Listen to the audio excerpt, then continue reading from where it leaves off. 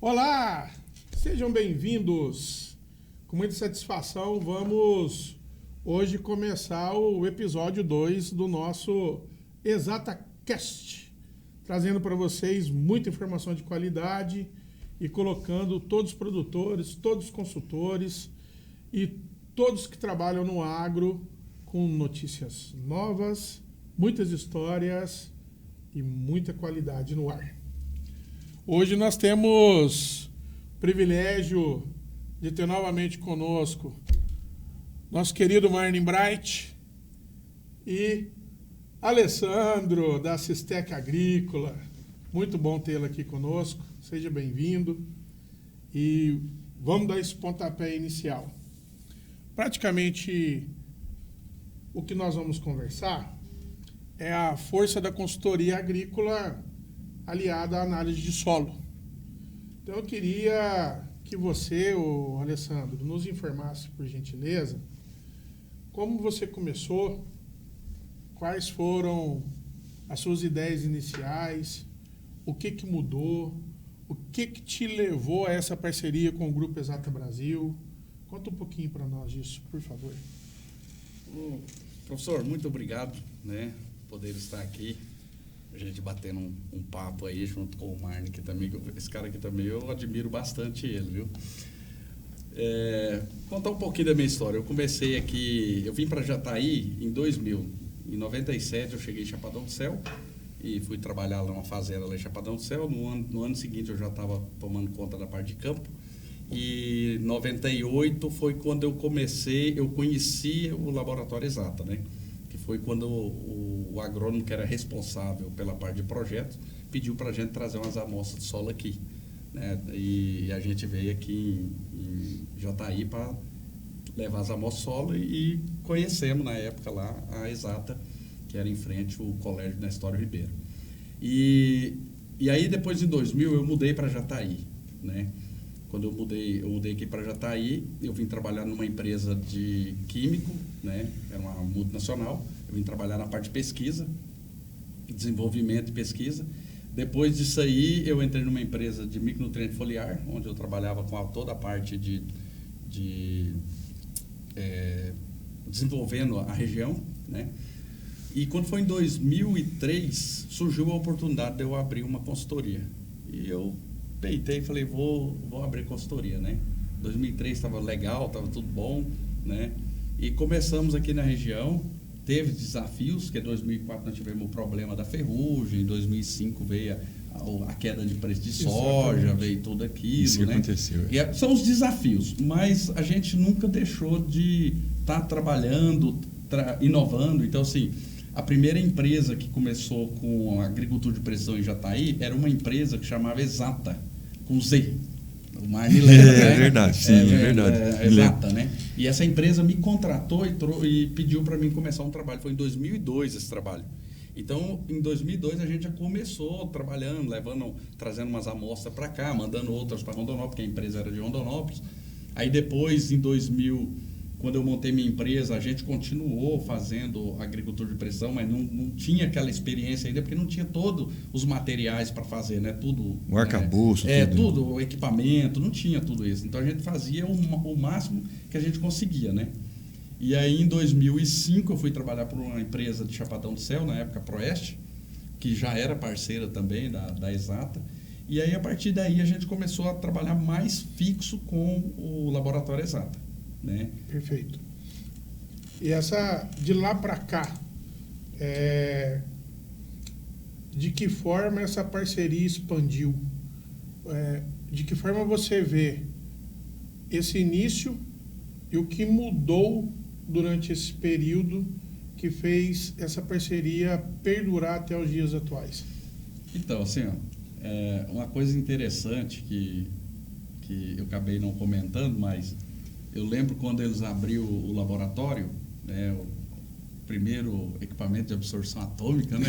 Foi, o Marlin exatamente. lá, todo empolgado, mostrando para mim. Na época, eu tinha mais contato com o Marlin do que com o Nilson. Acho que o Nilson depois que ele apareceu, né? Sim, o Nilson foi depois. A gente começou lá, eu e o Carlos mais, né? E aí nós compramos esses equipamentos justamente para a gente trabalhar com uma gama maior de análise, vamos dizer assim, micronutrientes, algumas coisas. Então, o investimento foi para esse caso. Aumentar a quantidade de rotina. Exato. Né? E o interessante, só assim, cortando um pouco o Alessandro aqui, mas assim, no mesmo assunto, é que a agricultura de precisão, assim, quando passou, ele falou aí 2003, 2005, mas em 2008 deu aquele estouro de AP. Né? Por quê?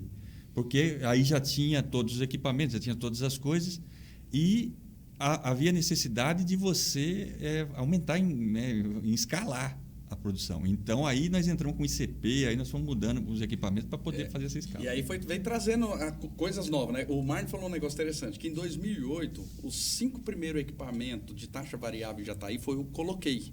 Eu consegui achar uma empresa fora, a empresa falou, não, nós damos todo o suporte, pode organizar, nós vamos dar todo o suporte. Aí o que eu fiz? Cheguei nos produtores, 5 clientes meus, na época, conversei com eles e falei assim, cara, é um negoção, vamos fazer? Eles fizeram conta, vamos arriscar. E cada um comprou um equipamento. Legal. Né? Então, foi 5 produtores, cada um comprou um equipamento. E aí, a partir daí, que o Marne comentou, que em 2008 o pessoal comprou equipamento, em 2008, 2009...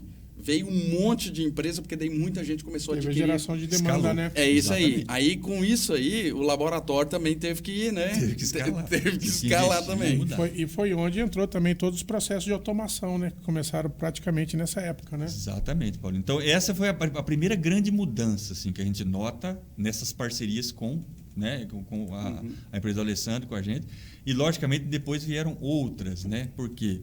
Porque havia necessidade, nós temos um departamento comercial, nessa época não tinha ainda, entrou o Nilson, né, para conversar com o cliente, ir lá verificar qual que é a demanda, o que o pessoal está utilizando no campo, o que está fazendo, para ver o que a gente pode atender. Então, aconteceu exatamente isso. Então, foi um giro ali nesse ano. Foi um giro. E na época, você mandar assim, tipo... 3 mil amostras numa paulada só pro laboratório. Exatamente. Calma aí, vamos mais devagar. Rapaz, a mão de obra lá, nós tínhamos que pegar meu pai, minha mãe, pegar todo mundo.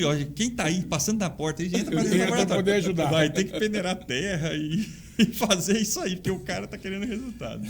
Essa época de rotina na pipeta, ela é boa, mas ela é difícil. Aí né? que nós começamos a ver os métodos, né? E ver, poxa, aqui tem que automatizar, aqui tem que melhorar, porque você tem que escalar. O pessoal cada vez está escalando mais. E aí foi o que aconteceu. E também, assim, na época a gente começou a trabalhar muito com o Laboratório Exata, porque o Marne começou a fazer uns trabalhos aqui de coleta de solo por região. Né? E ele até passou esses trabalhos uma vez para mim ler. Então, ele foi lá em Chapadão do Céu, coletou a amostra de solo lá, coletou em Serranópolis, ele foi coletando em vários lugares para ver tipo de solo, fixação, onde tinha mais fixação, onde tinha menos. E aí eu dei uma olhadinha e falei, rapaz, eu tenho que colar nesse cara. Esse cara tem um conhecimento muito bom.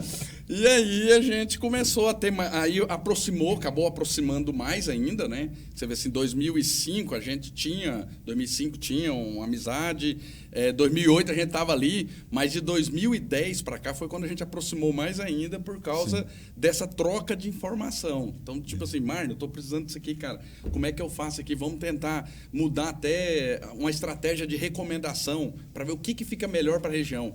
Então, em cima desse trabalho do Marne, eu comecei a fazer recomendações de fósforo aqui na região em cima do trabalho dele. Entendi. Você entendeu? Aí nós fomos lá e ele mostrou para mim livros de Djalma Martinhão. Silício remanescente. Isso, fósforo e silício. O trabalho foi isso. É um trabalho de mestrado até. Nós pegamos vários solos e isso é que aconteceu mesmo. Ele está falando sério. Então, a gente notava que tinha solo que fixava muito mais do que outro, sendo que é a mesma teor de argila, vamos dizer assim. Né? Então, o comportamento era totalmente diferente. E aí o Alessandro falou, não, eu preciso dessa informação aí para mim poder atender meus clientes mais... Aí, tipo assim, uma via de mão dupla, né? Você me dá a informação, eu te trago mais amostra. Mas é isso. Eu acho que é aí que aí que nós percebemos o uso da informação de maneira correta, né? Porque a informação per si, só o número na análise, nem sempre ele vai te dar com exatidão aquilo que você precisa fazer. E é exatamente o entendimento a partir do que se gera de resultado da análise de solo que permite uma orientação melhor dentro das próprias consultorias, né? Isso aí. O que eu vejo também é que assim, o solo é muito heterogêneo. Assim, você vê, né? Se você tirar 10 amostras de solo encarreiradas aqui um do lado da outra, você vai ver a diferença. Então, essas informações todas têm que ser esmiuçadas e têm que ser interpretadas, né? É como o Alessandro faz, né? Então, pegar e interpretar aquele número ali. Não é pegar simplesmente, isso aqui é um número... Não, mas olhar o número mesmo, olhar a região, falar, o que eu vou fazer com isso aqui? É isso aí. Porque a gente tem que começar a entender, professor. Assim, ó, hoje, a gente pega as amostras, olha nas amostras e eu tenho histórico. Então, quando a gente olha, se a gente vê qualquer coisinha, alguma discrepância, fala assim, peraí, isso aqui ou foi coletado errado, ou pode ter sido uma análise, né? A gente Variou uma análise, exatamente. aí a gente liga para eles e fala, ó, refaz aí para ver o que é. Perfeito. Se realmente a gente constatar que foi erro de coleta, a gente descarta aquela, né? Anula ela para não... Por quê? E puxa a correta. Porque assim, a gente fala agricultura de precisão, né? A agricultura de precisão é um pouquinho mais complexa do que a gente pensa. Certeza. É tanto que eu mudei o termo agricultura de precisão na nossa empresa e a gente trabalha com manejo de fertilidade do solo. Porque a agricultura de precisão, ela entra tudo, entra colheita, entra aplicação variável de produtos, não só... Mapa de colheita. Mapa de aplicação de herbicida. Mapa de nutriente. Tudo, entra tudo. A gente trabalha com a parte nutricional mais, que a gente, além de usar a parte de solos, também a gente depois confirma com as análises foliares, né? Coleta as análises, manda para o laboratório, depois a planta a uma certa altura, para saber se está tendo aquela extração. Então, com esse trabalho que a gente começou a fazer na época eu fazendo junto com o Marne, lá com o laboratório, tentando calibrar as nossas recomendações, é tanto que até hoje eu uso o sistema de fosforremanescente, que foi em cima da ideia do Marne, que ele trouxe para mim, falou, Sandro, isso aqui é uma das coisas que dá certo. Por quê? O que a gente discutia muito na época, eu e ele? Teor de argila. Como que você vai fazer em cima do teor de argila se a própria Embrapa ela te dá um leque? E a qualidade da argila muda. Não é só o teor, a qualidade. Isso, a qualidade muda. Então, o Marne falava muito isso para mim. Afinal de contas, nem todas as caulinitas são iguais, né? Exatamente. Isso aí foi provado por esse trabalho que ele está comentando, né? Que eu tirei um solo, inclusive, de dentro da UFJ ali, 40% de argila, ele adere muito fósforo, é muito fixador de fósforo. Então, aquele é quase um solo ácrico, vamos dizer assim, né, Paulinho? Falando Mas o que acontece? Aquilo ali tem um comportamento totalmente diferente do solo e outros solos em outras regiões, que você aplica fósforo, ele tem até disponibilidade. Ali, se jogar fósforo em pó, vai perder. As áreas da Sistec, por exemplo, de Piranhas, quase não tem miscigenação de solo ali. Não, ali não. Ali... É uma área muito homogênea. Não, ali nós temos áreas homogêneas, né, igual você falou aí, de 6% de argila a 50 e pouco, e a altitude, né, variando de 380 a 915 em 40 quilômetros. Me lembrou, Alessandro, está me lembrando de um solo uma vez que você me levou lá, rapaz, e eu não acreditei no resultado de alumínio, não acreditei. Falei, vou passar de novo, porque eu não acredito. Mas que é 8, 10 de alumínio. Eu falei assim, rapaz, esse solo aqui é quase impossível você trabalhar na agricultura com ele. Lembra? Lembro. Eu até hoje eu lembro disso, que no início, quando o Marne não acreditou, falou assim, cara, eu vou repetir de novo aqui, porque esse aqui tá mais parecendo, dá para fazer panela. Brincou comigo. Exatamente, era puro alumínio. Tanto alumínio. Saturação de base, 1,5. Encontrou bauxita lá também ou não? Paulinho, ali eu não sei, mas realmente é os desafios, que o pessoal encontra na ponta, né? Que tamanho era essa área? Era uma área de 1.200 hectares. Uau. A gente conseguiu levar ela para 50 de saturação do 5º ano em diante, depois de 20 toneladas de calcário. E foi assim, era 4 toneladas, 3 toneladas, 4 toneladas de novo. Que efeito tampão desse solo, hein? Para segurar esse tanto, hein? E um solo bem, bem atípico. É um solo, na época eu até levei uma pesquisadora lá, ela falou assim, Alessandro, isso aqui é um solo totalmente diferente do que você já viu. Ele é um arenito grosso. O Marne lembra, ele parece umas pedrinhas, igual cloreto de potássio. Mesmo quando você vê um grãozinho de cloreto de potássio. Vermelho. Né? E ele é um tanto assim, desse jeito, e para baixo ele é um solo, uns 5, 6 centímetros aí dessa tipo uma areia, uma pedrinha, né? Sim. E para baixo ele é uma argila de 35, mais ou menos, amarela, né? Com muito silt. Distroférrico. Você vê, então. Muito. Então, assim, a gente tem esses desafios lá. Então, assim, com a parceria e sempre tirando dúvida com o Marne, a gente chegava às recomendações. Eu tenho área lá, lá no começo lá, que tem tanto ferro que nós colocamos lá 110 pontos de fósforo na linha e deu deficiência de fósforo na soja, de tanto ferro que tinha. Precipitou tudo. É isso aí. Então, assim, na época, o problema até, que eu contratei essa pesquisadora para ir com nós lá para ver, porque a pesquisa dela é tipos de solo, né, e fertilidade.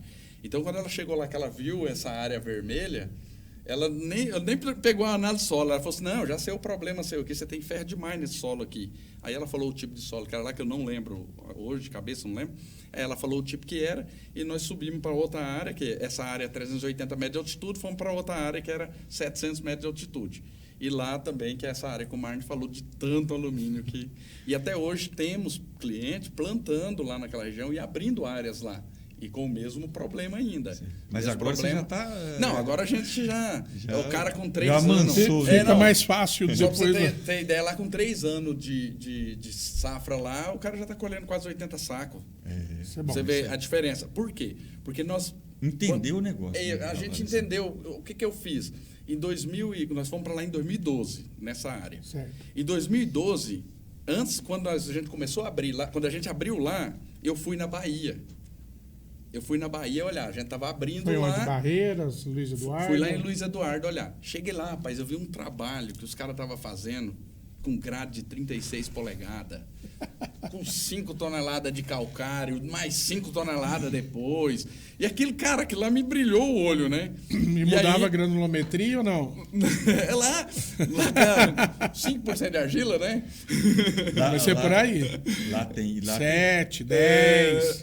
até 20 você acha bem lá, mas assim, de qualquer forma, é um solo daquele jeito. Né? Você tem que entender a mesma coisa que nós estamos falando desse. Então, eu cheguei lá, vi esse trabalho, e no outro ano seguinte, aí a gente abriu apenas 300 hectares desses 1.200. Abrimos 300 hectares só. Coletou as amostras solo. Na época a gente coletava amostras de 5 hectares. Hoje, só para você ter noção, professor, eu tenho basicamente uns 5 clientes que a gente coleta de 1 em 1 hectare. Você vê? O tamanho do grid mudou. A gente está trazendo para mostrar a ideia de que começamos com 10 hectares, lembra da época daquela exata que eu te falei, que era a empresa de agricultura e pressão? Começamos com 10 hectares, depois partimos para 5. E já está caindo para 1. Hoje, todos os clientes, 100% é 3 hectares, e eu tenho 5 clientes, se eu não me engano, acho que é 5 clientes, que é 1 hectare. Dentro desses 3 hectares, quantos pontos de amostragem vocês trabalham normalmente? Normalmente, professor, a gente trabalha com 5 a 8 pontos, não mais do que isso. Né? E a gente trabalha mais centralizado. Porque, assim, como o programa ele tem que fazer a interpolação, né? Então, eu não posso fazer média para interpolar. É gradiente. Então, isso, eu tenho que vir coletar no local. Então, eu coleto no máximo 10 metros longe, de 5 a 8 pontos, vai depender de como o solo está. E a gente tem muito problema. Quando o solo está úmido demais, é difícil coletar, aí tem que usar trado. Essa seria a próxima pergunta. Né? Então, tem todos esses aí. E vocês veem muita diferença entre análises feitas no período mais chuvoso para análises realizadas em períodos mais secos? Então, a gente Como você vê essa flutuação? Então, ela existe? É significativa? Não é? O que a gente observou em períodos seco e períodos chuvosos foi variação no potássio. Isso foi a gente avaliou mais. Perfeito. Então, tipo assim, eu observei que solos úmidos eu tenho menos teor de potássio e os solos secos maiores teores de potássio. O Chapadão do Céu, até a Proes fez um trabalho desse, ela coletou em duas épocas e confirma isso que ele está falando, em alguns chapadões lá. Então, a gente percebeu isso mesmo. Então, assim, esse é um conhecimento que tem que levar para lá. Então, assim, até na hora da gente recomendar, eu explico bem para os clientes, porque a maioria dos clientes nossos quer que a gente tire em fevereiro as amostras. Fevereiro ali, até no março, mais ou menos. Então, eu já explico para eles, a minha recomendação vai ter que mudar um pouco. Eu vou ter que subir um pouco. Pouquinho. Ou, se você realmente for fazer potássio no milho, porque aí eu olho isso. Se você for fazer potássio no milho, aí eu sei que vai sobrar potássio lá na frente. Entendi. Então, aí eu ajusto. Sim. Então, assim, a recomendação nunca é travada. Ela não pode ser travada. Claro. Né?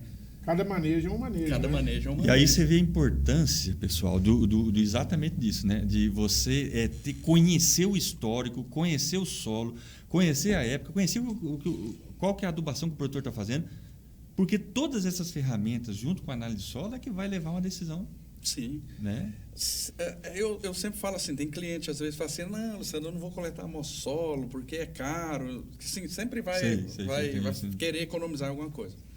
Aí eu falo assim, você vai deixar de ir no médico todo ano fazer um exame de rotina? Então, a análise solo, para mim, ela é como se fosse isso. Eu todo ano eu vou lá, coloco o sangue lá, eu brinco que eu tiro 1 litro de sangue meu, fazer um monte de exame. Então, a gente faz, né? Do mesmo jeito que eu trago as terras dos clientes meus, quando a caminhoneta vem baixa, assim, aí o pessoal fala, você está levando terra minha para o laboratório? Ah, deixa, o Marne precisa de um pouquinho de terra lá. E outra coisa, né? Tem até um barracão novo, por causa disso. E tem um ponto importante. Ele está falando aí de produtividade de 80, 100, Sim. mais de 100 sacas aí que nós vimos aí o CESB desse ano que eu digo, então, né? olha o fluxo de nutrientes, olha como é que é a dinâmica de nutrientes e duas culturas, quer dizer, você tem 2 safras no ano, porque a gente nem chama mais de safrinha, né? Uhum. Se o clima estiver bom, vai produzir. Então, quer dizer, isso tudo dá uma dinâmica de nutrientes, do ano todo muda. Vai mudando, vai consumindo, né? Nutrientes são consumidos, outros ali talvez se aplicam põe lá uma planta de cobertura, vai reciclar alguma coisa. Então, você tem muita dinâmica envolvida ali. Então, eu acho importante mesmo. Tá certo. Não, e tem que fazer, porque se você não faz o exame, como você vai ter o diagnóstico? Não tem como. E eu sempre falo assim, cara, só se foi o último caso para mim usar uma amostra do ano passado para a gente tentar como é que é? Tentar inferir adivinhar, tentar adivinhar.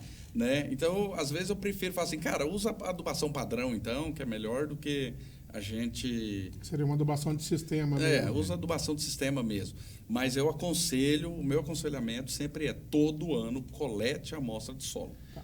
Como que vocês veem hoje, que eu acho isso algo crescente, pelo menos no meu ver, essa análise estratificada em diferentes profundidades, principalmente para a construção de perfil em áreas em que o produtor quer atingir o potencial produtivo maior. Isso está crescente, está parado, teve uma expansão maior lá atrás, agora deu uma estagnada por causa de preço de insumo. Como que vocês estão vendo isso hoje? Então, a gente olha mais isso aí naquele produtor que realmente ele fala assim, a gente quer atingir uma produtividade CESB. Né? Esse ano mesmo eu vou fazer uma análise estratificada agora numa área, eu estava esperando só, já subsolou ela lá, né? Para a gente ver o que a gente precisa realmente de adubação, porque é uma área que vai participar do CESB. Mas, na maioria, os produtores, quando a gente fala, eles falam, não, você não precisa, não vamos gastar dinheiro com isso. Ainda tem aquela ideia de que está colhendo, tá bom. Só que a gente faz, alguns a gente faz. E a gente tem anotado assim, o que eu tenho notado nessas áreas que a gente tem feito? Enxofre, 60 centímetros. Lá em cima, né? Enxofre 60 centímetros lá em cima. Né? O boro, rapaz, por incrível que pareça, não tem tanto. É verdade. Eu não tenho visto. O pessoal fala assim, todo boro que você joga desce. Eu concordo que ele desce, porque desce, né? Mas não é tanto igual não tanto. percola na velocidade do enxofre. Isso, né? Mas assim, só que eu coleto as amostras... Porque até a própria metodologia do enxofre, né, que nós falamos no podcast anterior, pode até influenciar no tipo de resultado, né? Então, isso é um ponto importante. O que eu tenho observado, assim, cara, os nossos solos aqui é 0,2, 0,3 ppm de boro. Sim. A grande maioria. A grande maioria, né? Você vai coletando estratificado, você vê que não muda muito. O máximo que sobra é 0,4. Isso. Mas é isso mesmo. Mas se a gente pegar a quantidade de massa que essas plantas produzem, ela não vai deixar descer mesmo, não. Hein? É verdade. Se a gente pensar uma soja com 20 toneladas de fitomassa por hectare, 22 toneladas de fitomassa, o milho com 80, né? Uhum. Então, assim, bora 0,2, 0,3... E aí o boro que eu estou jogando já é pouco também. Farinha pouca, meu pirão primeiro aí. Porque assim, querendo ou não querendo, a cultura de trabalhar com boro, a cultura do produtor a trabalhar com boro não foi atingida ainda. Então o produtor ainda precisa amadurecer um pouco mais. A ideia sempre foi assim, NPK. Sempre foi isso, NPK. Então quando você fala assim, cara, não vamos trabalhar com boro, aí vem as ideias dos boros na dessecação, boro foliar. Que você vai acabar dando o quê? Eu sei que eu preciso o quê? 40, 50 gramas por tonelada de boro? Vai dar isso aí de exportação? Mais ou menos isso? Por aí. Por Depende aí, né? do material, vai variar um pouquinho, mas... É isso aí. Mais ou menos Isso isso aí. aí, né? Vamos A gente colocar... tá falando aí 3 kg de boro por hectare, na média geral. vamos colocar uma exportação. Aí o cara fala assim, vou trabalhar com 200 gramas, 250 gramas. Você entendeu? Que trabalha, porque você usa lá 2 kg de um boro 10, 2 litros de um boro 10 na dessecação, vai dar 200 gramas. Depois eu uso mais 1 litro dele no pós-emergente. Então eu trabalhei com 300 gramas de boro. Não vai sobrar boro no solo mesmo. É até difícil, porque se nós pegarmos o que nós temos no mercado hoje de adubos que possuem boro, nós estamos falando aí de 20 quilos de adubo por hectare, 30 quilos de adubo por hectare. De um adubo que tem uma densidade diferente do adubo convencional para nós de plantio. Uhum. Então, a aplicabilidade para se consertar isso a nível de solo também não é tão fácil. Não é fácil. Quando você mistura esses micro aí no adubo... Então, assim, as análises solo, ela vem ajudar a gente a tentar melhorar isso. Então, hoje a gente já está... Opa, peraí.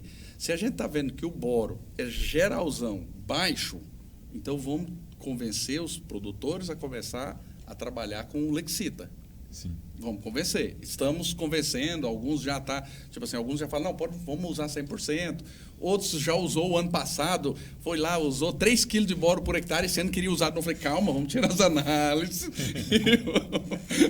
Já colocou no pacote.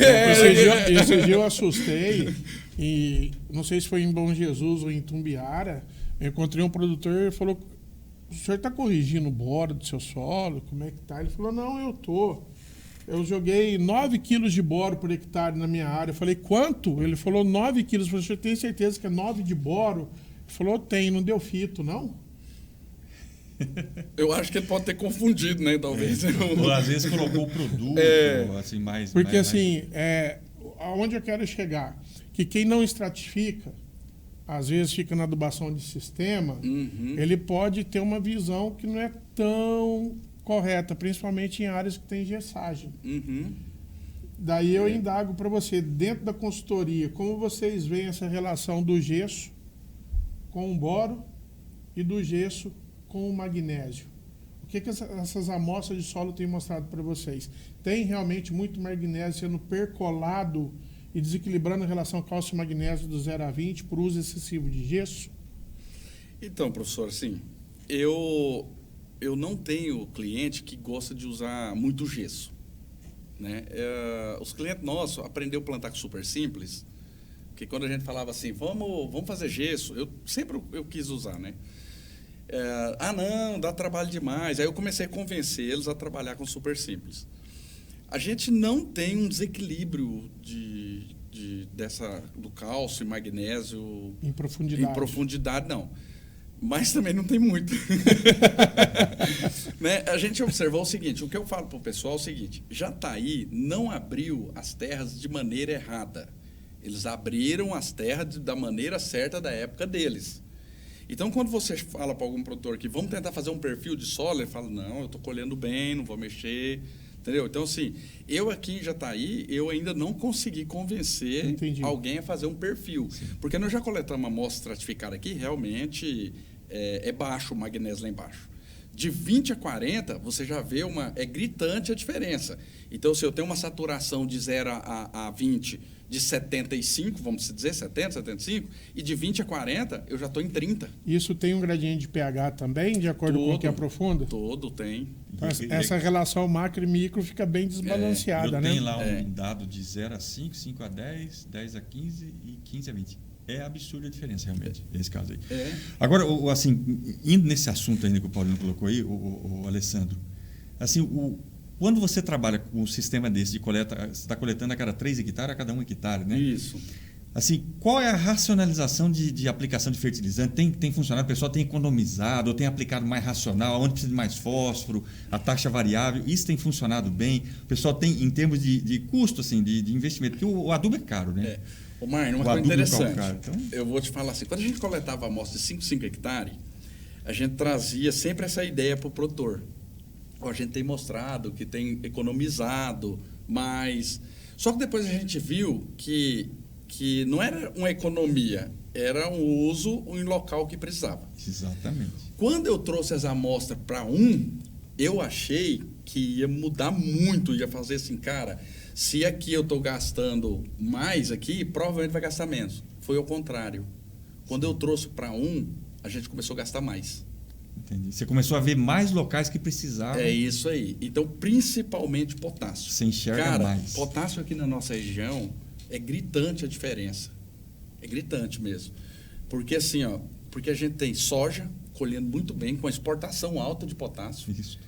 E nós temos um milho safrinha, que é o pessoal lá fora, quando eu viajo para fora, eles falam assim, não, vocês não têm safrinha lá, vocês têm uma safra. É safra. São duas safras, É literalmente, né? Então, assim, por quê? Você pega as primeiras áreas de Jataí, você vai ouvir muitas pessoas aqui falando assim, colhi 200 sacos, colhi 180, 190 sacos, né? Isso para mim é uma safra. Safrinha era 80 sacos. Com certeza. Né? Então, assim, o que a gente observou foi isso. Então, um aumento de uns 10% a 15% na recomendação de potássio quando eu trouxe as amostras para 1 hectare. O fósforo manteve, por incrível que pareça, ele manteve. Certo. Manteve a mesma coisa. O gasto é o mesmo, né? Porque assim, você falou um negócio interessante. Quando você tira as amostras, pode tirar a seguida aqui, o fósforo é interessante. Ele vai mudar em cada amostra que você fizer. Cada um, eu tiro uma aqui, mando analisar, tiro outra ali na frente, ele não dá o mesmo resultado. Só que ele fica dentro da linha que a gente entende que é viável. Perfeito. Uma adubação naquela ali. Ele não dá aquela variação louca absurda, assim. Né? 3 ppm, 15 ppm ali. Não, ele sai tipo de 3 para 4,5 ali. Entendeu? Então, assim, o que a gente observou?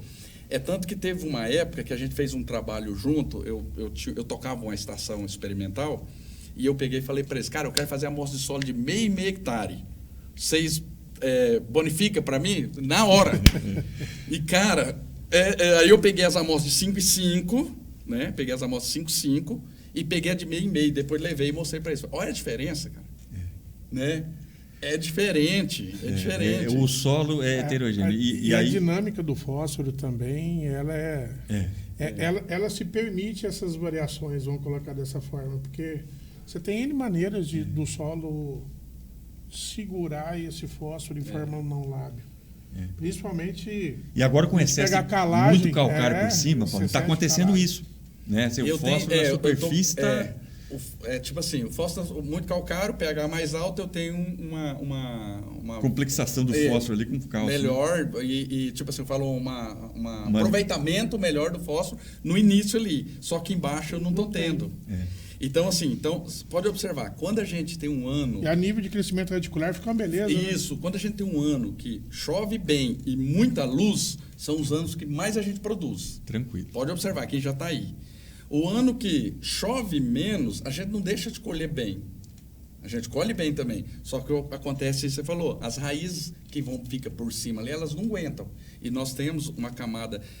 professor, é interessante. O Martin falou um negócio da estratificação. Eu não sei se ele lembra de valores, mas uma vez nós tiramos aqui a amostra de solo de 0 a 5, onde eu tirei ela de 0 a 20, deu tipo assim, 8 ppm de fósforo. De 0 a 5 deu quase 40. Você entendeu? Isso aí. Porque a adubação, quando eu trabalhava na linha, era isso. Quando eu vim com adubação a lanço, continuou isso. Porque no máximo que a pessoa faz é uma niveladora.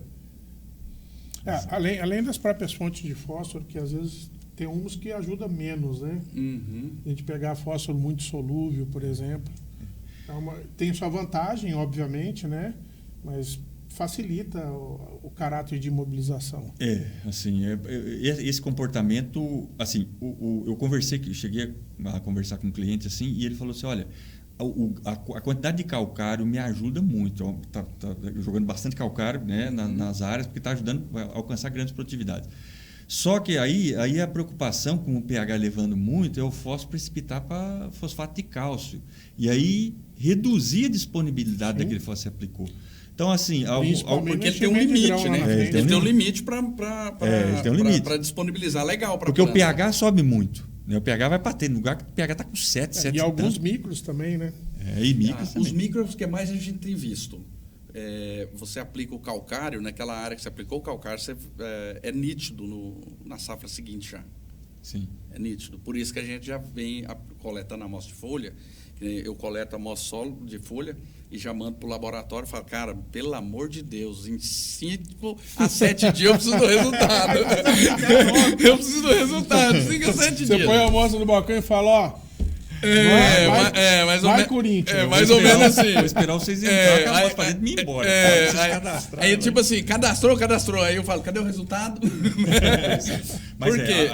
Porque a gente tem observado que, principalmente depois do R1, começa a aparecer muita mancha de deficiência. Aí a gente coleta ali em V3, V4. Para ver como tá. Isso, roda o DRIS e ver como é que está o equilíbrio. Ver como é que está o equilíbrio e a gente já entra aplicando de imediato já. Porque eu acho esse aspecto muito interessante, porque se você tiver só o balizador solo e não tiver o balizador tecidual, como a dinâmica dos nutrientes são muito diferentes de alguns deles do solo para a planta, e a planta utiliza alguns em maior concentração só no reprodutivo, esse balizador fica manco se você usar só o solo.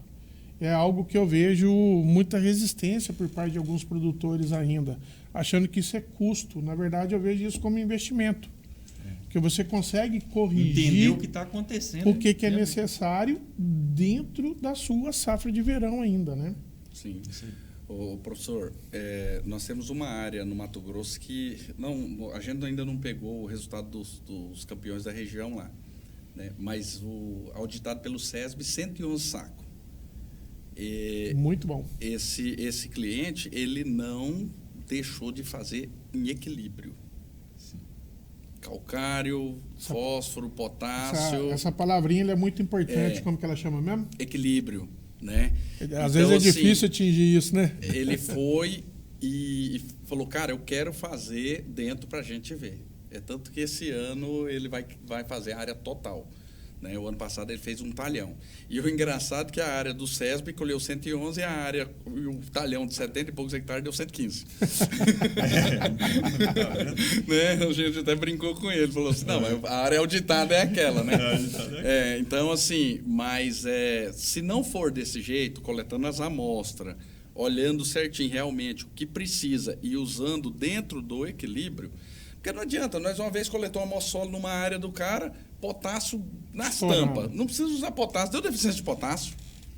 Pô, mas como assim deu deficiência de potássio? Vai lá olhar, observar lá, cadê boro? Exatamente. Você não esses efeitos sinérgicos de um nutriente com outro, às vezes passam batido, né? Exatamente. Essa dinâmica tecidual que a análise foliar te entrega, ela pode corrigir a tempo muita coisa. E com essas mudanças de variedade, Alessandro, aí, as cultivares novas de soja, mais exigentes, produzindo mais, tem algum nutriente assim, daqueles que você faz na análise foliar, ou no solo que você vê que dá mais deficiência ou não? Assim, a soja vem... Então, até esse tempo atrás a gente estava até assim? discutindo sobre isso aí. O que a gente observou os nutrientes que tem mais exigido, por incrível que pareça, micronutriente, por mais que você venha com aquela ideia das marcas de absorção antiga, né, usando aquela quantidade por tonelada, nós observamos que quando a gente duplicou, deu mais resultado. Sim. Né? E até eu estava discutindo esses dias com um rapaz que fez um trabalho de uma marca de absorção também, e ele mostrando para mim, aí eu catando lendo, eu falei, rapaz, interessante, realmente, os micro foram os que mais subiu. Entendi. Né, por tonelada de absorção. Então, se ele está absorvendo mais, significa que eu tenho que usar mais. E esse ano, é tanto que no Mato Grosso, o agrônomo, que é o sócio nosso de lá, ele fez um trabalho mais focado em cobre. Ele trabalhou lá com a média de 150 gramas de cobre, que não é uma coisa de costume, né? O costume é 75 gramas, 100 gramas, quando... já tem gente falando em 200. Então, e ele fez com 150. E com 150 deu mais resultado do que a área onde era normal. Tem áreas que é muito baixa em cobre, a gente percebe assim. Cobre e zinco, né? Como a gente tem laboratório em vários locais, na Bahia, por exemplo, é muito baixo. Então, o teor de cobre e até de manganês para baixo, porque quando você pega o solo mais superficial, você foi afundando um pouco, pegar no perfil embaixo, é muito baixo. Manganês também. Olha só, então assim... Interessante. As regiões são diferentes. O que a gente observou, assim, é interessante, lá na região do Baixo, que é a região de Piranhas, Você coleta as amostras inicial, eu tenho manganês sobrando. Manganês e ferro. É os dois que mais tem. Zinco é uma lástima lá. É tanto que você tira a análise foliar, zinco lá, a gente já planta sabendo que vai ter que colocar, ou coloca zinco na semente, ou ali no começo já tem que entrar. Lá não tem. E aí, já nos anos seguintes, que aí vai trabalhando, nós estamos trabalhando com adubação pesada, igual eu falei, quando eu fui na Bahia que vi aquele trabalho, eu comecei a convencer os clientes da Piranhas a fazer isso. Então, muitos já estão fazendo. Agora mesmo, tem um cliente que falou assim, qual a grade que eu preciso usar? Eu falei, cara, 36, mas se você arrumasse uma de 42, era lindo. Passou uns dias, ele ligou. E o trator também. Encontrei. Ele falou assim, ó, comprei a grade. Falei, fechou então. E o trator? Falei, não, o trator eu já tenho. Então, assim, tá fazendo lá. Então, assim, a ideia é realmente fazer o quê? É perfil lá. E a gente observou o seguinte, por causa dessas doses pesadas, os micro nossos começou a diminuir mais ainda na folha. Então, a gente começou a trabalhar com mais ainda lá agora. Então, qual que é as duas coisas na região baixa? Que esse a gente não abre mão de jeito nenhum. Boro e zinco. Esse a gente já entra aplicando o boro desde da dessecação ou os dois nutrientes. Perfeito. Lá e o cobre vocês corrigem pontualmente onde se torna mais necessário. Isso, onde se torna mais necessário. Mas todas as áreas lá a gente coloca uma faixa, no mínimo 80 gramas de cobre a gente tem colocado lá, em todas as áreas. Manganês, 200, porque o solo lá ainda não é ruim. E foliar, a gente tem visto que ele tá bom. Então, o que a gente está fazendo mais é usando o DRIS para usar o equilíbrio, né? Perfeito. Tem manganês, mas se eu colocar um pouquinho mais, vai ajudar o sistema. Equilibrar. Esse ajuste fino, ele é muito interessante de ser feito. E o DRIS funciona bem para isso, né, cara? Você coloca lá, você vê assim, mas tá tudo bom, mas para aí, tem um aqui que pode dar uma melhoradinha, né? E aí então, eu sempre gosto de chamar a atenção, né? De onde vieram os dados da tabela de DRIS que você usa? Exato. No caso, a gente tem os dados do Marne aqui, eu posso dizer para você que até eu ajudei a contribuir um pouco aqui. E eu acho assim, o DRIS, como as cultivares vão mudando ao longo do tempo, né, vão surgindo cultivares novos. Antigamente era cristalina e doco. Você andava só agora. Então, há necessidade também a gente ir atualizando os modelos de DRIS, né, mesmo os que estão desenvolvidos. Porque você tem que ir colocando o material novo. Eu estava... Até o professor Paulino deu um treinamento esse tempo atrás para a nossa equipe, e aí ele comentou da uma variedade de soja, a Foco, né? Ela é uma das sojas que menos responde a micronutriente foliar, né, professor? O nível de rusticidade dela, vamos colocar dessa forma, é maior. E o professor falou uma coisa lá na palestra que eu já falava para os meus clientes, porque quando eu tinha a estação, eu fazia lá os lado a lado. Você não dava resposta, se pagava tranquilo. Mas é mais difícil. Quando você pegava um outro material, porque respondia mais. Eu tinha a Foco e eu fazia também com aquela B43. A B43 fazia assim, pum! E a Foco respondia normal. Aí eu acho que foi o senhor Nunes que trouxe outra informação da Olimpo, né? Da Olimpo. A Olimpo, aí ele trouxe a informação da Olimpo, que ela também tem esse comportamento. Então, assim, os materiais, Marne, hoje, realmente você vê comportamento totalmente diferente. Diferente um do outro. Vou te dar um exemplo da Tormenta. Eu ia citar ela agora. Deficiência de nitrogênio, cara. É altíssima. Mas a quantidade de nódulo dela? Baixo. Aí o que a gente fez esse ano? Vamos fazer um trabalho com aquela bactéria fixadora de nitrogênio que aplica foliar. E ela tem metilobactéria? Não, é metilo. A metilobactéria, rapaz, eles estão testando, é nova, né? Eles estão testando agora. Essa já está no mercado. Essa aqui, eu não lembro o nome dela agora, mas é uma que é da Corteva.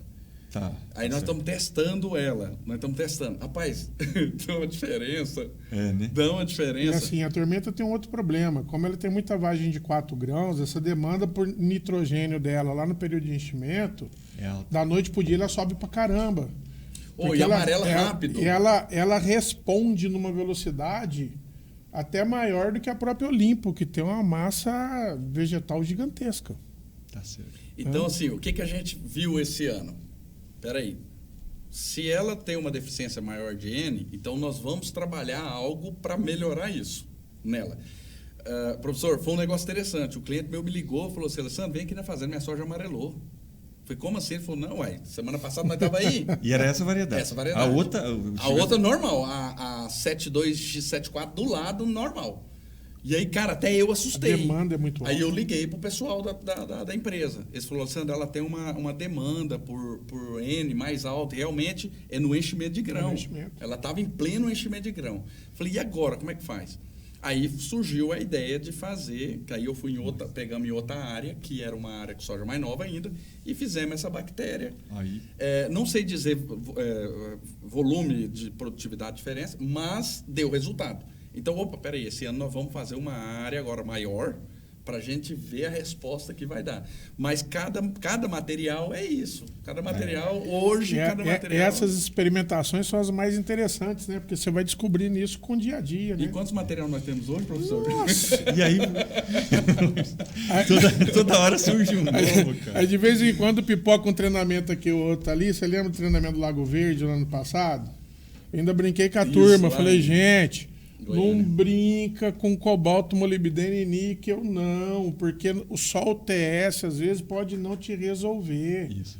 Porque lá na frente essa demanda vai explodir. Só para você, na Exata, nós temos um pacote lá só com esses 3 elementos que nós fazemos no ICP-MS, porque a concentração é muito baixa desses elementos. E precisa mesmo. E aí eu estava agora nesse negócio de microbiologia na semana passada, lá em Piracicaba, e falando dessa metilobactéria. E o pesquisador lá falou o seguinte, em vez de molibdênio, né, nitrogenase lá, ele precisa de vanádio, algumas coisas. Aí eu falei, rapaz, olha só um negócio. Se você for usar essa bactéria para fazer essa fixação de nitrogênio, você vai ter que ter vanádio. Então, o que eu vou fazer? Eu falei para o Carlos, nós vamos colocar uma rotina para... Não, já colocar junto lá. Tem cobalto, molibdênio, níquel e vanádio já. Para começar a entender. Porque senão você vai aplicar, não funcionou. Não funcionou porque tem um elemento importante, de repente, que faltou. Tá? Então, eu descobri agora isso. Toda hora é coisa nova que vai chegando. Você vê, eu sabia disso, eu fui saber disso agora. Então, né, agora como que muda realmente as coisas, ao longo você vai... Assim, e tem outras coisas também. Nós falando das análises aí, professor, igual, nós tivemos um problema sério uma vez que a soja nossa começou a apodrecer o ponteiro. E aí, na época, ainda não tinha essa história da anomalia, né? Ainda não tinha, ninguém falava. Foi quando a Olimpo foi lançada. Que nomezinho esse nome, anomalia. Né? De anomalia não tem nada. Né? Então, assim, foi logo quando a Olimpo foi lançada. E ela queimou o ponteiro tudinho. E aí, rapaz, como é que eu vou descobrir qual que é o problema? Né? Mandando para o laboratório de doença. Não tem zero doença. Não tem doença. Tem doenças oportunistas. E aí o professor Hércules, na época, lá de Rio Verde, falou assim, Sandro, vai lá, pega planta inteira, vai lá no laboratório, lá na Exata, e fala para eles fazer análise da planta inteira. Porque mói tudo. Eu estou desconfiado que isso é potássio.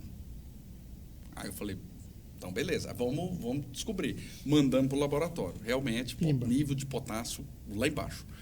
Aí a gente tem que descobrir o que é o problema, né? Vamos coletar amostra de solo para ver. Aí fomos lá, coletamos amostra de solo naquela área, 90 ppm de potássio. Eu tinha jogado 170 kg de KCl, então teoricamente não era para estar dando deficiência. Sim. Né? E aí fomos na área que não tinha o problema, 150 ppm. Tá, eu falei assim, vamos dizer que tá dentro, mas não era para estar dando esse problema. Então, a primeira coisa que foi, erro de faixa de aplicação. Foi a primeira coisa que veio. Por quê? Porque a gente chegou lá, as manchas era sequência. Então, tipo assim, aqui tinha uma jogou mancha... mais, no outro jogou menos. Então, isso, teoricamente era. Aí nós falamos, então vamos olhar certinho. Aí voamos com o drone. As manchas acompanhavam a aplicação, mas lá na frente do talhão elas faziam isso. Entendi. Você entendeu? Então, assim, peraí. Então, se ela estava indo aqui reto, acompanhando a aplicação. Se a aplicação é reta, mas lá na frente fazia a curva, então não é o problema. Aí levamos para o produtor a filmagem do drone. Quando eu levei, ele olhou e falou assim, foi a sequência que eu colhi o milheto. Mesma... Aí quando ele falou isso, voltamos de lado novo para ver. Sabe o que aconteceu que nós observamos? Aonde não tinha o problema, tinha palhada de milheto. E aonde tinha? Aonde tinha o problema foi onde a máquina não conseguiu distribuir o milheto, porque ele colheu com uma plataforma de 40 Perfeito, pés. perfeito. E a máquina não distribuiu. E aí você vê que interessante. O que ajudou nós? A amostra de solo e a amostra foliar que identificou ali. Identificou o problema. Agora vamos descobrir a causa do problema. Aí no ano seguinte ele botou as plataformas tudo de 30 pés para colher o milheto. Resolveu o problema. Aí não teve mais. Que joia. Olha que joia. Esse é um ponto importante, né? Quer dizer, você... A partir de um fio ali, você vai, agora eu vou descobrir, vou puxar e vou ver onde é que está lá. É isso aí. Mas a gente começou já, né, olhando, é doença? Não. Então vamos para a parte de nutrição. Mandamos para o laboratório. Melhor do que isso, só nematóide. É uma coisa que quase não tem. Quase não tem. E quase não te gera dor de cabeça também, nematóide ou não? Rapaz, piranhas, a gente não tinha problema de cisto. Esse ano agora, já toda a área que você vai tem. Jataí, a gente estava mais tranquilo. Não é que não era problema, é que com variedades... Estava controlado. Vamos dizer, assim, a gente estava conseguindo conviver com ele. Porque, Martin, você vê que interessante. Eu peguei um material resistente a cisto e nós colocamos um nematicida. Não era para ele produzir mais. Químico ou biológico? Biológico. Não era para produzir mais. Ele produziu 3 sacos a mais. Teoricamente não era, porque é um material. O problema é que nós temos materiais aí resistente e moderadamente resistente. Então eu falo assim, ele é 6 raças, mas você vai olhar, é 1 ou 2 que é resistente, é a raça 1 e 3. O resto é moderado. O resto é moderado. Aí eu tenho 6, 14 mais, não sei o quê. Saindo um monte de raça aí. Então, assim, aí o que a gente está fazendo esse ano? A gente está olhando, estamos trabalhando com nematicida, não tem jeito, professor. Em Jataí. E sempre biológico. Sempre biológico. Uso químico também, Marne. A gente tem usado, mas é em local de alta pressão.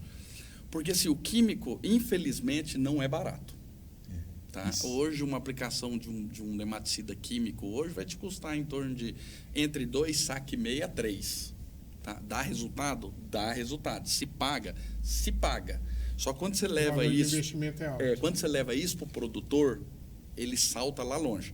E muitas vezes o cara colhe 1 saco ou 2 sacos a menos, mas ele gastou 0,5 num biológico. Sim. Você entendeu? Então, assim, o produtor ainda olha... A rentabilidade custo-benefício. O custo-benefício, isso. Exato. Porque assim, a gente tem que olhar isso. Porque se for um ano... Vou te dar um exemplo que aconteceu com nós. Nós estamos em 2025, na safra 25, na safra 2023, 2024, nós tivemos um problema sério, piranhas, chuva na colheita. Eu ter cliente de colher 16 sacos com 60% de ardido. Você entendeu? Aí o cara faz um investimento pesado, aí outra coisa interfere. Então, por isso que a gente vai mais, mostrando... Vai pelo certo em vez do duvidoso. É isso aí. É o caminho certo. Mas, o Alessandro, e aí, comentando um pouco sobre esse nematóide ainda, o método de análise de nematóide hoje, ele é complexo, ele é muito artesanal, né, hoje no laboratório. Então, é tudo olhando no microscópio. Então, é cansativo, né? Só que existem algumas coisas novas que estão surgindo aí, a Exata está até atrás disso, né? Logicamente que a gente tem que testar tudo e ver como é que vai funcionar, né? Que são métodos o professor Paulino conhece muito bem a parte de PCR, né, professor? Sim. Uhum. E a parte de metagenômica aí também, que é uma outra coisa que está surgindo. Só que, assim, precisa ser um negócio que vai realmente funcionar para o produtor, né? Porque são análises mais caras, né? Então, assim, o cara para investir, igual você falou, ele vai pensar, poxa, mas eu preciso de um negócio que vai me dar realmente um Mas vamos aproveitar aqui e cobrar o Marne aqui, né? Precisamos identificar raça, Marne. Raça de cisto, né? De cisto. Então, o Paulino aqui pode falar, né, os laboratórios que a gente tem, eles são fora, Qual que é o melhor jeito, Paulino? PCR. Fala para nós. PCR aí, PCR. Paulino. É o PCR. Que aí é o seguinte... Aí você sabe, você vai analisar a raça tal ali, Isso. você vai indicar, né? O primer, né, Paulino? O problema é que nós temos, na maioria dos nematóides, em torno aí de 90% do DNA genômico dele com identidade. Aquela basezinha do DNA dele é a mesma na mesma posição. Entendi. Então, quando nós falamos em raças, Nós temos que sequenciar todas as raças, pegar o genoma completo de cada raça e ver o que tem de discrepante de uma para outra, para aí sim nós fazermos o que o Marne falou, montar os primers específicos para a raça. Porque o que nós temos hoje é uma avaliação macro. Ela é 100% assertiva, que é um teste de DNA. Só que esse teste de DNA ele funciona de modo individual ou ele funciona de modo coletivo. Então, a metagenômica, quando nós unimos os dois mundos, o biológico e o nematóide, junto, dentro da mesma caixa, ela te dá um conjunto de informação que ele é muito bom. E ele te entrega uma informação muito precisa. Eu acho que é um dos grandes caminhos que nós temos. Da mesma forma que onde nós temos as especificidades, você, ao invés de usar a metagenômica, você pode usar o PCR específico para aquilo que te interessa. Que aí você consegue controlar, ter uma ideia da população e um controle mais efetivo, tanto do biológico que você está usando, para ver o residual, e a diminuição da população do alvo dele. Então, eu penso que essas duas ferramentas elas vão andar juntas. Eu não vejo as duas ferramentas separadas, porque elas são complementares uma da outra. E aí você vai poder escalar mais, vai poder enxergar melhor esses problemas aí. E esses pontos que o Alessandro levantou, que é raça de... Porque assim, o que a gente tem observado é isso aí. Muitas vezes você planta um material, eu plantei um material de soja, é resistente à raça 1 e 3, não tem moderado as outras. Aí você, rapaz, ela sentiu numa área aqui. A nível de desenvolvimento radicular, vocês têm monitorado isso? Feito a corta a raiz, põe ela, por exemplo, dentro de uma proveta e vê o volume de água que desloca? Não, nós não fizemos. Porque se começar a ter essa ideia, vai ficar mais fácil de vocês screenarem esse material no campo. Porque aquele que perder menor volume de raiz, teoricamente, ele está mais adaptado ao tipo de população de nematóide que tem na sua área, independente do sistema que você use para controle dele. Entendi. Porque nós vamos ter que partir para esse tipo de diagnose molecular rápido, para aumentar a nossa precisão de controle. Sim. E quem vai mostrar essa eficiência para nós ou não é a planta. Exatamente. Então, esse volume radicular, a gente tem que estar muito atento a isso, né? Ele vai refletir menos nódulo, ele vai refletir menos nitrogênio lá na frente. E a gente tem hoje, esses materiais de soja hoje, que é proveniente da Argentina, você vê que a quantidade de raízes são menores. Eles já tem um enraizamento menor do que os que a gente estava acostumado. Né? A gente estava acostumado aí com aquela... A 9144, 7739 da 739 foi Monsoi. muito usado aqui. Cara, a raiz dela é gritante. Aí quando a gente começou a vir para esses outros materiais, a própria anta, que era muito plantada aqui, tinha um enraizamento menor, mas ela tinha um enraizamento. E ela tinha resistência a cisto. Então, foi a soja mais plantada, né, professor? Foi a mais plantada. Uma aqui, população né? Então, pequenininha, né? 30 sementes por metro. Depois a gente começou a trabalhar. Você sabe quando a gente começou a atingir altas produtividades com ela? Depois, nós começamos a trabalhar com 14 plantas, 280 mil plantas por hectare. Certo. Foi o que a gente começou a atingir produtividade alta. Para a gente caminhar para encerrar, eu queria levantar um último assunto aqui, que diz respeito ao histórico. Como você vê a consultoria, o produtor, ter o histórico da área dele toda levantada durante anos seguidos de produção, dentro disso tudo que nós conversamos, da fertilidade, da análise foliar, do nematóide, do uso do biológico. Como que você vê isso? Como você enxerga isso? Paulino, professor, é uma coisa muito interessante, porque assim, eu tenho mesmo histórico de cliente meu desde 2008, né? Até hoje tem o histórico, né? E assim, às vezes a gente senta para conversar e eu vou e abro e mostro as análises, os gráficos, os que gráficos, foi feito antes e para onde está indo. E né? assim, o interessante é que como eu sempre fiz um negócio. Muitas vezes a pessoa pergunta assim, Alessandro, por que você manda a análise somente aqui para a Exata? Primeiro, porque está dentro aqui do município. Segundo, eu preciso de um histórico onde eu mantenho um padrão. Sim. né? Então, no caso desse cliente, desde 2008 é o mesmo laboratório. Então, eu vou mantendo um padrão, porque tem um padrão de trabalho.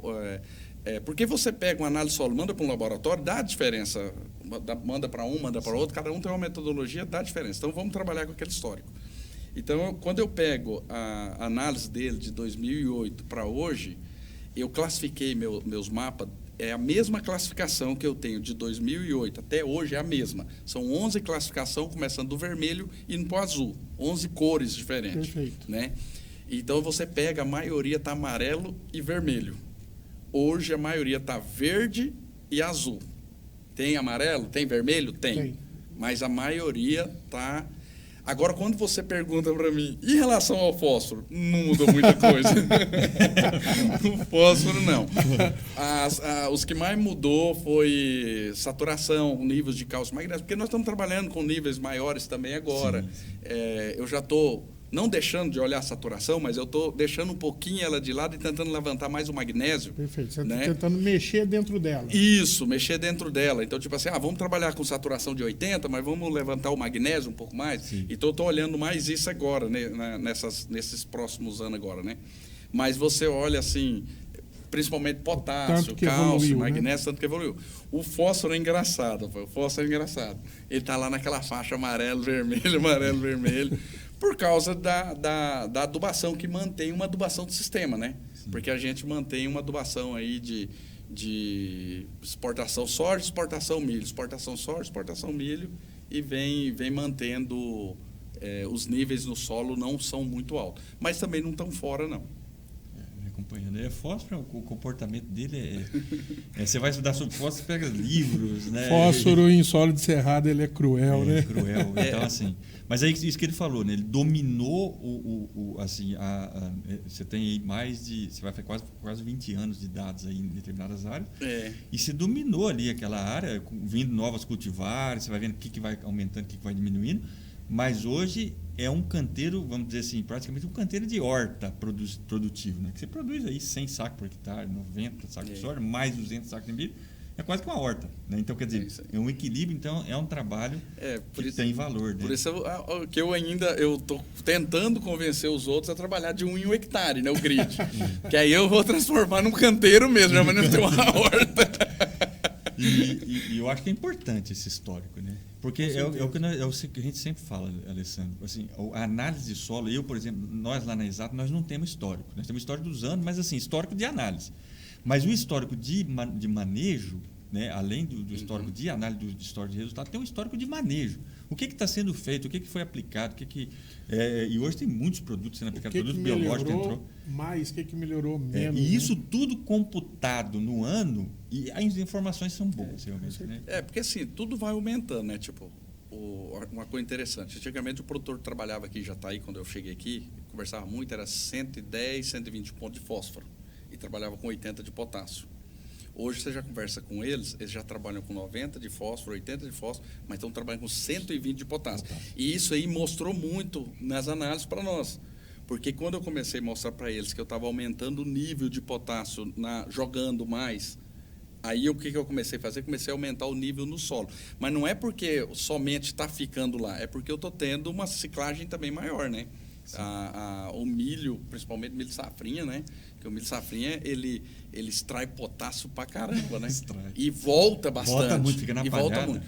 E uma coisa interessante que um agrônomo falou um negócio para mim uma vez, eu fiz o teste, ele falou assim, Alessandro, o milho é tão fantástico que você vai lá, molha o pé tira uma análise, depois você pega a água e molha o pé do milho e vai lá e tira outra análise. E aumentou o potássio. Aumentou o potássio. Eu mandei para ver e aumenta o potássio. Exatamente. Bateu um vento ali. Vai potássio. Ele falou assim, então o milho é fantástico é uma bomba, né? É uma gramínea aí. Manter esse potássio na fertilidade. E como piranhas a gente não tem como fazer milho safrinha, lá a nossa bomba lá é milheto e capim-sudão, que traz um resultado fantástico para nós. Isso aí. Bom demais. A prosa está muito boa, mas o nosso tempo já se findou. A conversa, quando ela rende, né, é outra coisa. Muito obrigado por estar aqui conosco. Marne, novamente. Encerramos aqui Espero que todos tenham gostado e até o nosso próximo ExataCast.